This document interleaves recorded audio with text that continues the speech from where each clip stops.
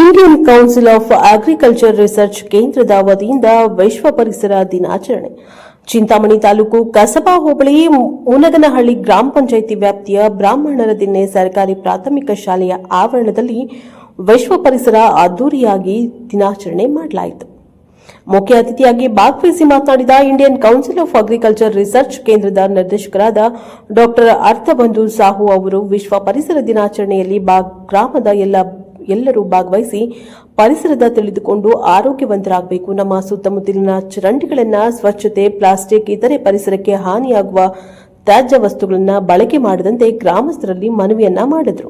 ಈ ಕಾರ್ಯಕ್ರಮವನ್ನು ಕುರಿತು ವಿಜ್ಞಾನಿಗಳಾದ ಡಾ ಕೃಷ್ಣಪ್ಪ ಬಳಗಾನೂರು, ಡಾ ಕೆ ಗಿರಿಧರ್, ಉಪನ್ಯಾಸಕ ಕೃಷ್ಣಪ್ಪ ರವರು ಪರಿಸರದ ಬಗ್ಗೆ ಮಾಹಿತಿ ನೀಡಿದರು. ಇದೇ ಸಂದರ್ಭದಲ್ಲಿ ನಿವೃತ್ತ ಶಿಕ್ಷಕರಾದ ಜಿವಿ ಜಗನ್ನಾಥ್ ರವರು ಬ್ರಾಹ್ಮಣ ದಿನ್ನೆ ಸರ್ಕಾರಿ ಶಾಲೆಯ ಮಕ್ಕಳಿಗೆ ಕುಡಿಯುವ ನೀರಿನ ಬೋಟ್ಲ ಹಾಗೂ Indian council of agriculture research ಕೇಂದ್ರದ ವತಿಯಿಂದ ರೈತರಿಗೆ ಬೆಲೆ ಬಾಳುವ ಗಿಡಗಳನ್ನು ಮತ್ತು ಸೀಮೆ ಹಸುಗಳಿಗೆ ಗರ್ಭ ನಿಲ್ಲುವಂತಹ ಔಷಧಿಗಳನ್ನು ನೀಡಿದರು.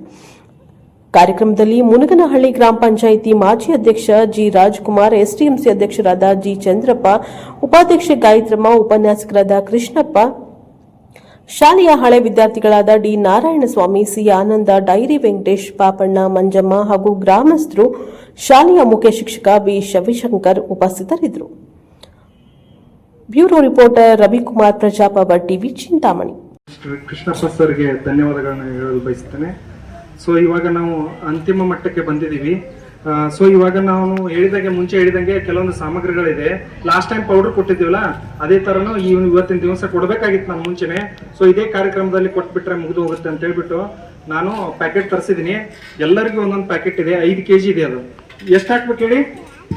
ಒಂದು ಹಸಿಗೆ ಎಷ್ಟು ಹಾಕ್ಬೇಕು?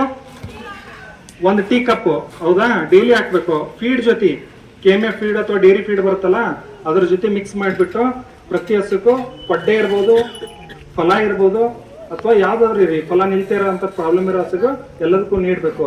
ಇಡಬೇಡಿ, ಇರ್ಬೆ ಹತ್ತುತ್ತೆ. ಅದಕ್ಕೆ ನೀಟಾಗಿ ಪ್ಯಾಕ್ ಮಾಡಿ ಇಟ್ಟು ಯೂಸ್ ಮಾಡಿ, ಇಲ್ಲಾಂದ್ರೆ ಇರ್ಬೆ ಹತ್ತುತ್ತೆ, ಹೌದಾ? ಸೊ ನೀವು ಅದು ಕನಿಷ್ಠ ಅಂದ್ರೆ ಒಂದು 15 days ಬರುತ್ತೆ, 15 ದಿನ. ಮತ್ತೆ ನಾನು ನೆಕ್ಸ್ಟ್ ಪ್ಯಾಕೆಟ್ ಕೊಡ್ತೀನಿ. ಸೊ ಇವತ್ತು ನಾನು ಏನು ಹೇಳ್ತಾ ಇದ್ದೀನಿ ಅಂದ್ರೆ, ಈ ಪೌಡರ್ನ ನಾನು ಇವತ್ತಿಂದ ನಿಮ್ಗೆ ನಿಮ್ಮ ಊರಿಗೆ ಒಂದು 3 ತಿಂಗಳು ಕೊಡ್ತೀನಿ. 3 ತಿಂಗಳಲ್ಲಿ ಯಾವ್ಯಾವ ಹಸುಗಳಿಗೆ ಏನೇ ಸಮಸ್ಯೆ ಇದ್ರೂ ಎಲ್ಲ ಹಸುಗಳು ಫಲ ನಿಲ್ಲುತ್ತೆ, ಅಷ್ಟು ಗ್ಯಾರಂಟಿ ಕೊಡ್ತಾ ಇದೀನಿ. ಆಮೇಲೆ ಬರೋದ್ರಿಂದಲ್ಲಿ ನಿಮ್ಮ ಊರಲ್ಲಿ ಕೆಚ್ಚಲ್ ಬಾವು ಟೆಸ್ಟ್ ಮಾಡಿಸಿದ್ದೀನಿಲ್ಲ, ಕೆಚ್ಚಲ್ ಬಾವು ಮಾಡಿದೀವಾ? ಸೊ ಮೆಡಿಸಿನ್ ಹಾಕಿದಾರ ಅನ್ಕೊಂತೀನಿ. ಯಾರು ಹಾಕಿರ್ಲಿಲ್ಲ ಅಂದ್ರೆ ನಾವು ಬರೋ ದಿನಗಳಿಗೆ ನಿಮ್ಗೆ ಸಹಾಯ ಮಾಡ್ತೀವಿ, ಆಯ್ತಾ? ಕೆಚ್ಚಲ್ ಬಾವು ಇರ್ಬೋದು. ಆಮೇಲೆ ಯಾವ್ದು ಗರ್ಭ ತಪಾಸಣೆ ಇರುತ್ತೆ, ಅದನ್ನು ಕೂಡ ನಾನು ಮಾಡಿಲ್ಲ ಲಾಸ್ಟ್ ಟೈಮು. ಪ್ರಯುಕ್ತವಾಗಿ ಅದಕ್ಕೋಸ್ಕರ ಅಂತೇಳಿ ಇನ್ನೊಂದು ಹೆಲ್ತ್ ಕ್ಯಾಂಪ್ ಮಾಡಿ, ಆ ಕ್ಯಾಂಪ್ಗಳಲ್ಲಿ ಎಲ್ಲ ಬರೋ ಹಸುಗಳಿಗೆ ಚಿಕಿತ್ಸೆನ ನೀಡ್ತೀವಿ ನಾವು ಬರೋದ್ರಿಂದಲ್ಲಿ. ಇನ್ನೊಂದು 15 days ನಾನು ಟ್ರೈನಿಂಗ್ ಹೋಗ್ತಾ ಇದ್ದೀನಿ. ಬಂದ ತಕ್ಷಣ ಮಾಡೋ ಕೆಲಸ ಫಸ್ಟ್ ಅದೇ. ಬಂದ್ಬಿಟ್ಟು ನಿಮ್ಮೂರಲ್ಲಿ ಕ್ಯಾಂಪ್ ಮಾಡ್ತೀವಿ, ಒಂದು ಹೆಲ್ತ್ ಕ್ಯಾಂಪ್, ಆಯ್ತಾ? ಸೊ ಈ ಪೌಡರ್ನ ಉಪಯೋಗಿಸಿ ಇವಾಗ ನಮ್ಮ ನಿರ್ದೇಶಕರಿಗೆ ನಾನು ಕೇಳ್ಕೊಳ್ತೀನಿ.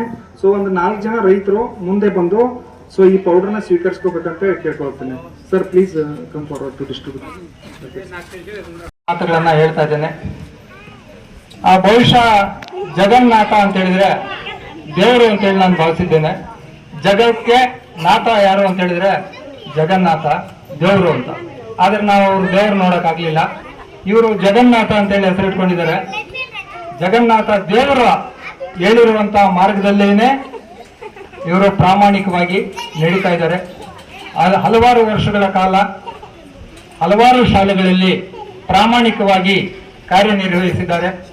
ಮಾಡಿಕೆರೆ ಶಾಲೆಯಲ್ಲಿ ಅವರು ಮಾಡಿರುವಂತ ಸೇವೆ ಇವತ್ತು ಕೂಡ ಆ ಗ್ರಾಮಸ್ಥರು ನೆನೀತಾ ಇದ್ದಾರೆ. ಅವರ ಒಂದು ಆರೋಗ್ಯ ಸರಿ ಇಲ್ಲದಿದ್ರು ಕೂಡ ಇಷ್ಟು ಚಟುವಟಿಕೆಯಿಂದ ಸಮಾಜ ಸೇವಾ ಕಾರ್ಯಗಳಲ್ಲಿ ತೊಡಗಿರುವಂತಹ ಜಗನ್ನಾಥ್ ಸರ್ ಅವರು ನಿಜಕ್ಕೂ ಕೂಡ ಇತರರಿಗೆ ಮಾದರಿಯಾಗಿದ್ದಾರೆ ಅಂತ ಹೇಳೋದಕ್ಕೆ ನಾನು ಇಷ್ಟಪಡ್ತೇನೆ. ಆ ಸಹೃದಯಿ ಜಗನ್ನಾಥ್ರವರು ರಾತ್ರಿ ನನಗೆ ಫೋನ್ ಮಾಡಿ ಹೇಳಿದ್ರು, ಸರ್ ನಾನು ಬ್ರಾಹ್ಮಣರ ದಿನಾಗ ಹೋಗ್ತಾ ಇದ್ದೀನಿ, ನೀವು ಬರಬೇಕು ಅಂತ. ನಾನು ಎಲ್ಲಿ ಅದು ಬ್ರಾಹ್ಮಣರ ದಿನ ನಾನು ನೋಡಿಲ್ವಲ್ಲ ಅಂತ ಹೇಳಿದಾಗ ಹೇಳಿದ್ರು ಇಂಥ ಕಡೆ ಇದೆ ಅಂತ ಹೇಳ್ಬಿಟ್ಟು. ಅವರ ಒಂದು ಅಭಿಮಾನಕ್ಕೆ ತಲೆಬಾಗಿ ಈ ಕಾರ್ಯಕ್ರಮಕ್ಕೆ ನಾನು ಬರುವಂತಾಯ್ತು. ನಮ್ಮ ಕುಟುಂಬದವರು ಒಬ್ಬರಿಗೆ ಇವತ್ತು ಹಾಸ್ಪಿಟ್ಲಲ್ಲಿ ತೋರಿಸ್ಬೇಕಾಗಿತ್ತು, ಇಂದಿರಾ ಹಾಸ್ಪಿಟ್ಲಲ್ಲಿ.